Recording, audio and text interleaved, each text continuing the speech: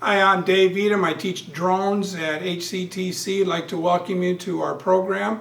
In this class, we do a variety of things.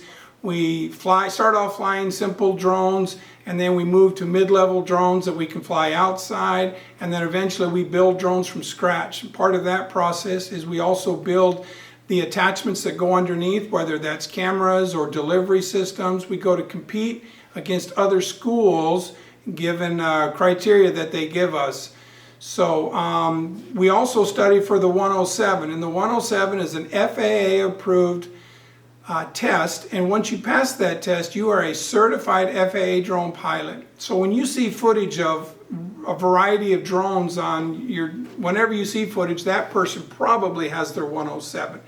So we spend a significant amount of time studying for that. Along the way, we learn about weather patterns. We learn about aeronautical charts that any airplane pilot learns.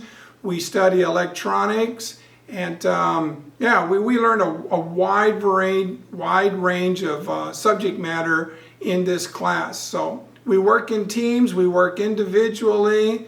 We'd like for you to consider the program. If you have any questions, check out the website, send us an email.